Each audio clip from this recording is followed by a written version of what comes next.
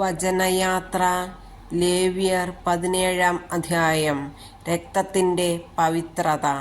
കർത്താവ് മോശയോട് കൽപ്പിച്ചു, അഹറോനോടും പുത്രന്മാരോടും ഇസ്രായേൽ ജനത്തോടും പറയുക, കർത്താവ് കൽപ്പിക്കുന്നു, ഇസ്രായേൽ ഭവനത്തിലെ ആരെങ്കിലും കാളയെയോ ചെമ്മരിയാടിനെയോ കോലാടിനെയോ പാളയത്തിനകത്തോ പുറത്തോ വെച്ച് കൊല്ലുകയും ശ്രീകോവിലിനു മുൻപിൽ കർത്താവിന് കാഴ്ചയായി അർപ്പിക്കുന്നതിന് സമാഗമ കൂടാരത്തിൻ്റെ വാതിൽക്കൽ അതിനെ കൊണ്ടുവരാതിരിക്കുകയും ചെയ്താൽ അതിൻ്റെ രക്തത്തിന് അവൻ ഉത്തരവാദിയായിരിക്കും. രക്തം ചൊരിഞ്ഞ അവൻ സ്വജനത്തിൽ നിന്ന് വിച്ഛേദിക്കപ്പെടണം. ഇത് ഇസ്രായേൽ ജനം മൃഗങ്ങളെ തുറസായ സ്ഥലത്ത് വെച്ച് ബലിയർപ്പിക്കാതെ കർത്താവിൻ്റെ മുൻപിൽ സമാഗമ കൂടാരത്തിൻ്റെ വാതിൽക്കൽ പുരോഹിതൻ്റെ അടുത്ത് കൊണ്ടുവന്ന് സമാധാന ബലിയായി അവിടുത്തേക്ക് അർപ്പിക്കുന്നതിനു വേണ്ടിയാണ്.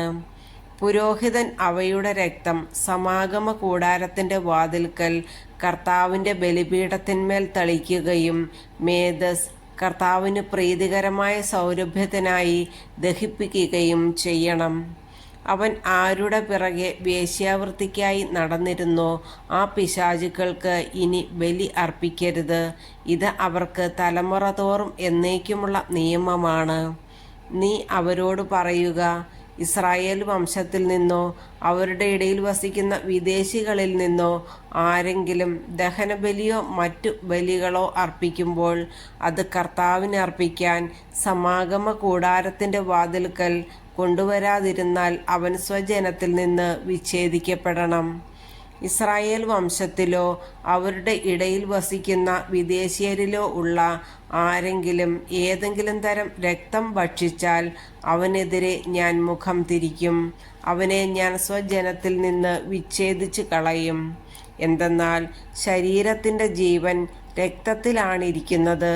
അത് ബലിപീഠത്തിന്മേൽ ജീവനു വേണ്ടി പാപപരിഹാരം ചെയ്യാൻ ഞാൻ നൽകിയിരിക്കുന്നു. അതിൽ ജീവനുള്ളതുകൊണ്ട് രക്തമാണ് പാപപരിഹാരം ചെയ്യുന്നത്. നിങ്ങളോ നിങ്ങളുടെ ഇടയിൽ വസിക്കുന്ന വിദേശീയരിൽ ആരെങ്കിലുമോ രക്തം ഭക്ഷിക്കരുതെന്ന് ഞാൻ ഇസ്രായേൽ ജനത്തോട് പറഞ്ഞത് അതുകൊണ്ടാണ്.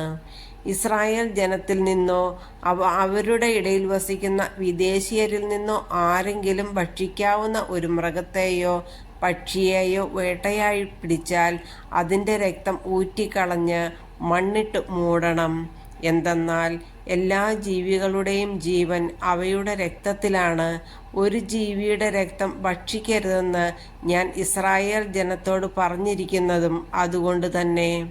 ആരെങ്കിലും അത് ഭക്ഷിച്ചാൽ അവൻ ജനത്തിൽ നിന്ന് വിച്ഛേദിക്കപ്പെടണം. ചത്തതിനെയോ കാട്ടുമൃഗം കൊന്നതിനെയോ ഭക്ഷിക്കുന്നവൻ സ്വദേശിയോ വിദേശിയോ ആകട്ടെ തൻ്റെ വസ്ത്രം അലക്കി കുളിക്കണം. വൈകുന്നേരം വരെ അവൻ അശുദ്ധനായിരിക്കും. അതിനുശേഷം ശുദ്ധമാകും. എന്നാൽ തൻ്റെ വസ്ത്രം അലക്കാതെയും കുളിക്കാതെയും ഇരുന്നാൽ അവൻ കുറ്റക്കാരനായിരിക്കും.